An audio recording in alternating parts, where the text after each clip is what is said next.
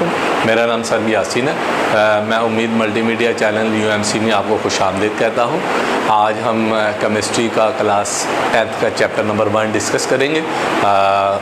Chapter का name है chemical equilibrium, chapter number 9। इसमें सब फर्स्ट ऑफ ऑल हम डिस्कस करते हैं रिएक्टेंट्स और प्रोडक्ट्स। रिएक्टेंट्स क्या होते हैं? In chemical reaction the substances that are combined are called the reactant. जब भी कोई केमिकल रिएक्शन करवाया जाए उसमें जो अशिया हम इस्तेमाल करते हैं, जो आपस में मिलती हैं, रिएक्ट करती हैं, वो सब अशिया जो मिलती है और रिएक्ट करती हैं, वो अशिया जो है वो रिएक्टेंट्स जो है वो कहलाती हैं। फॉर एग्जांपल, ये एक रिएक्शन है हाइड्रोजन और ऑक्सीजन का। When hydrogen and oxygen react with each other, जब दोनों का आपस में रिएक्शन करवाया जाए एंड फॉर्म ऑफ वाटर, और पानी बनता है 2H2O in the presence of platinum. इसमें हम कैटालिस्ट प्लाटिनियम इस्तेमाल करते हैं, जो कि एक मेटल है। प्लाटिनियम की मौजूदगी में हाइड्रोजन और ऑक्सीजन दोनों गैसेस रिएक्ट करती हैं और पानी बनता है।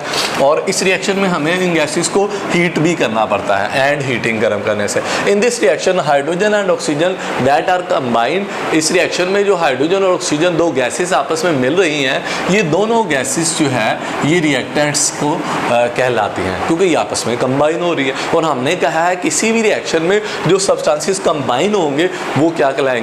रिएक्टेंट्स जो है वो कहलाएंगे। इसी तरह products, the new substances formed as a result of chemical reaction. हमने एक केमिकल रिएक्शन करवाया, उसमें सब्सटेंसेस ने आपस में रिएक्ट किया। जैसे ही सब्सटेंसेस आपस में रिएक्ट करते हैं तो वो सब्सटेंसेस ख़त्म हो जाते हैं, जिसके नतीजे में नई चीज़ें मार्ज़े वजूद में आ जाती हैं, नई सब्सटेंस बन जाते हैं, नई अशिया बन जाती हैं। जो नए सब्सटेंस बनते हैं उन नए सब्सटेंस को हम प्रोडक्ट्स का नाम देते हैं।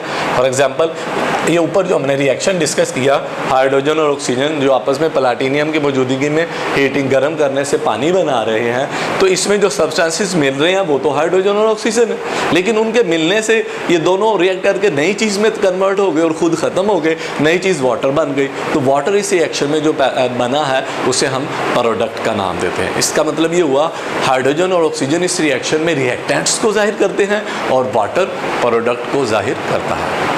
Next point is irreversible reaction. जैसा कि लफ्ज़ से जाहिर है, एक लफ्ज़ है रिवर्स। रिवर्स का मतलब होता है आगे जाकर वापस आना, रिवर्स होता है। और इरिवर्स का मतलब होता है कि सिर्फ आगे जाना और वापस ना आना। यानी इरिवर्स का मतलब होता है ना काबिले वापसी, यानी ऐसे रिएक्शन जो आगे जाएंगे वापस नहीं हो सकते। इरिवर्सिबल रिएक्शन की डेफिनेशन क्या है? These reactions in which product do not recombine to form reactants। ऐसे रिएक्शंस जिसमें प्रोडक्ट जो एक दफ़ा बन चुके हैं वो दोबारा रिएक्टेंट्स में तब्दील नहीं हो सकते, ऐसे रिएक्शन इरिवर्सिबल रिएक्शन कहलाते हैं। वो कैसे? जैसे मैं एक छोटी सी एग्जांपल देता हूँ। जिंक और सल्फ्यूरिक एसिड को आपस में मिलाया जाए, जिंक मेटल है, सल्फ्यूरिक एसिड H2SO4 एसिड है, दोनों मिलते हैं तो जिंक सल्फेट का सोल्यूशन बनता है और हाइड्रोजन गैस जो है वो बनती है। लाइट ये हमारे पास एक बुल बॉटल है, इसके अंदर हम जिंक डालते हैं और जिंक डाल कर इसके अंदर हम थिसल्फिनल के ज़रिए H2SO4 sulphuric acid drop wise ऊपर से डाल देते हैं और इसको एयर टाइट कर देते हैं बॉटल को, ताकि इधर से गैस रिलीज़ ना हो।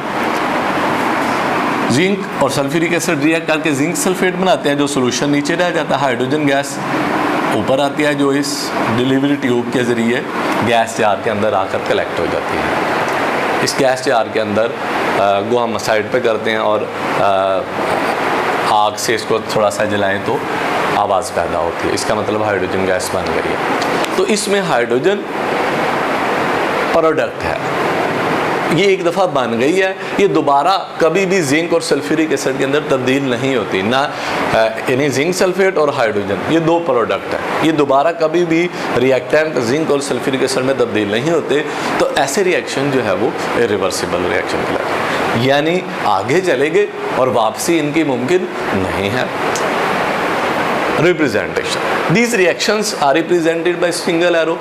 इन रिएक्शंस की जब हम इक्वेशंस लिखते हैं उसमें हमेशा हम सिंगल एरो डालते हैं। सिंगल एरो जाहिर करता है कि रिएक्शन में रिएक्टेंट मिलकर प्रोडक्ट की तरफ जा रहे हैं और वापस नहीं आ सकते। ठीक है, इन रिएक्शंस को हमेशा एक सिंगल एरो से जाहिर किया जाता है।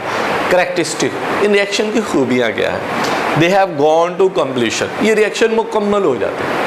रिएक्टेंट्स सारे मिलकर किस में तब्दील हो जाते हैं? प्रोडक्ट्स के अंदर, यानी रिएक्शन कंप्लीट हो जाते हैं, मुकम्मल हो जाते, पाया तकमील तक पहुंच जाते हैं। दूसरा, they take place from left to right, ये रिएक्शन कहाँ जाते हैं? लेफ़्ट से राइट की तरफ मूव करते हैं। रिवर्सिबल रिएक्शन, जैसे हमने डिस्कस किया, इरिवर्सिबल ऐसी रिएक्शन है जो आगे जाते हैं वापस नहीं आते। रिवर्स का मतलब होता है आगे जाके वापस आना, यानी काबिल वापसी। रिवर्सिबल रिएक्शंस ऐसे रिएक्शंस हैं, the reaction in which product recombine to form the reactants, यानी ऐसे रिएक्शन जिसमें रिएक्टेंट प्रोडक्ट बनाए और प्रोडक्ट अगेन चेंज हो जाए रिएक्टेंट्स के अंदर, तो ऐसे रिएक्टेंट्स जो है वो रिएक्शंस वो कहलाते हैं रिवर्सिबल रिएक्शन। जैसे हाइड्रोजन और आयोडीन, ये रिएक्टेंट्स हैं, ये दोनों मिलकर बनाते हैं product hydrogen iodide. Hydrogen iodide दोबारा चेंज हो जाते हैं प्रोडक्ट रिएक्टेंट्स के अंदर। इसी तरह ये दोनों एक दूसरे में चेंज होते रहते हैं। तो ऐसे रिएक्शन जो जिसमें प्रोडक्ट दोबारा मिलकर रिएक्टेंट्स बना दें, तो ऐसे रिएक्शन जो है वो रिवर्सिबल रिएक्शन कहलाता है, यानी हाइड्रोजन आयोडाइड दोबारा चेंज हो जाए हाइड्रोजन और आयोडीन के अंदर। Representation, these reaction are represented double half headed arrow, इन रिएक्शन को डबल हाफ हेडेड एरो के ज़रिए जो है वो जाहिर किया जाता है। Characteristic, these reactions never gone to completion, ये रिएक्शन कभी भी मुकम्मल नहीं होते। वो कैसे? क्योंकि इसमें रिएक्टेंट प्रोडक्ट में चेंज हो जाते हैं और प्रोडक्ट रिएक्टेंट में चेंज हो जाते हैं, तो रिएक्शन कंप्लीट नहीं हो सकते।